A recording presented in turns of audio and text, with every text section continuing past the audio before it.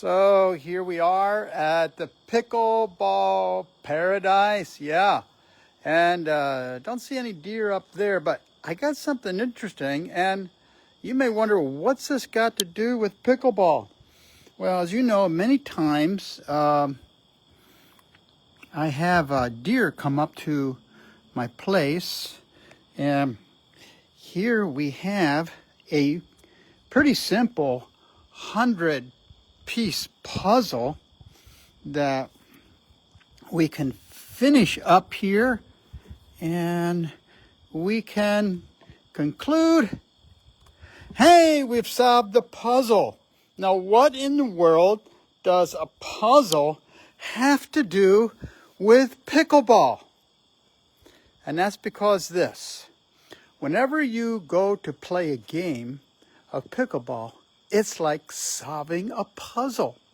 And on your lower levels, like your 3.0, it's kind of like a 100-piece puzzle. You know, you can solve the puzzle fairly simple. But then you get to 4.0 R35, and then you get to, say, 3.5, 4.0, and 4.5. The puzzles get more difficult. They get harder to figure out. And even you see the simple rallies, okay? At a 3.0 level, if you can serve, return, do a third shot drop, and a fourth, a lot of times, the rally is over in 4 shots. Why? Because somebody makes an error. It's fairly easy to solve that puzzle. But on the other hand, you start getting 4.0, and now you're seeing 10, 12, 15 hits on the ball. They're trying to solve. They're trying to hit some backhand. They're trying to dink and back and forth to get a pop-up to finish it off. So the puzzle becomes a little bit more difficult. So it doesn't matter what level you're at, you got a puzzle that you're going to have to solve. And when you solve that puzzle, whenever you're playing a game, you're going to be able to outscore your opponents. So what are some of the things that you need to figure out on a puzzle? Well, we were playing the other night, and while we were playing, we were mostly 4.0 players, and actually on YouTube I put one of our games, but we talked a lot about geometry. Okay, so if the ball comes to me in the center of the court, where I am right now, I can go this way and I can go this way. If I hit it too hard, boom, it's going out. Okay, so I can't really speed it up diagonal if it's in the middle, because it'll go out. So knowing that geometry, then you tend to what? If it's in the middle, you guard down the center, because that's where they're going to be able to speed up. Now, if they try to bring me over here and the ball bounces here, oh boy, now I got the line, now I got a cross court drop I can do, and I can do a speed up to the corner, a speed up to the middle. I have a lot more options. Why? Because of the geometry. So when you play a game, these are some of the puzzles. And, you know, in a 3.0 level, most people, they're just trying to get it back, just trying to hit it and get it in that rectangle over there. Yeah, they're the 100-piece puzzles. But when you get a little bit higher, now you're looking. Okay, and the other puzzle is that people need to figure out is, okay, I start at the back of the court and I start at the baseline.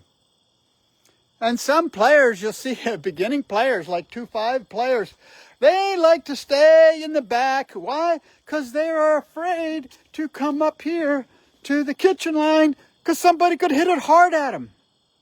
And they don't know when. Or if they're up front, they don't know when they should take a couple steps back and get back here. This is all part of the puzzle that you need to figure out whenever you are playing pickleball. There's a lot of puzzles to figure out.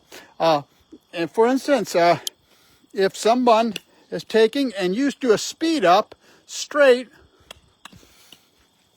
it's generally going to come back to you straight or a little bit at an angle. Why? Because that's the easiest way for them. But if I hit it that cross court, it's going to come back over here. So if I do a speed up and cross court, I'm going to get ready over here on my side. If my partner speeds it up from there, it's going to be bounce over this way. So what am I going to do? I'm going to open up and I'm going to be ready for that speed up. These are some of the puzzles. So not all of them, but what do you want to be when you play pickleball is a puzzle solver.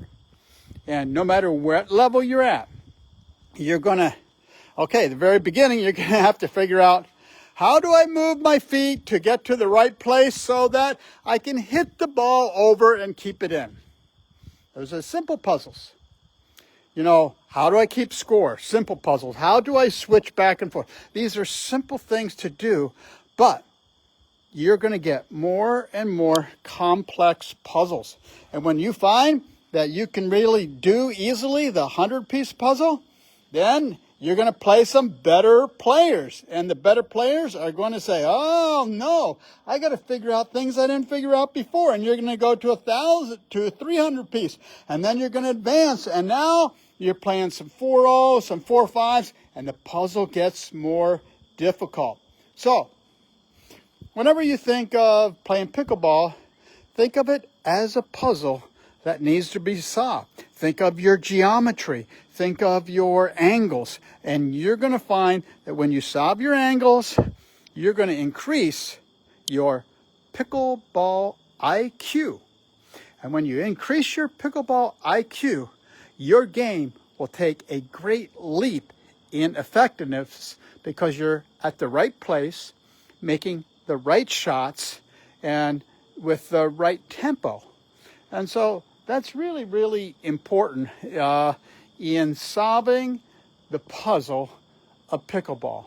Pickleball is sometimes referred to as a chess game, but it's also kind of a puzzle that you need to figure out. So that's the pickleball paradise message of the day. And so whatever puzzle, remember, this is pickleball puzzle solving. Take care and have a good day.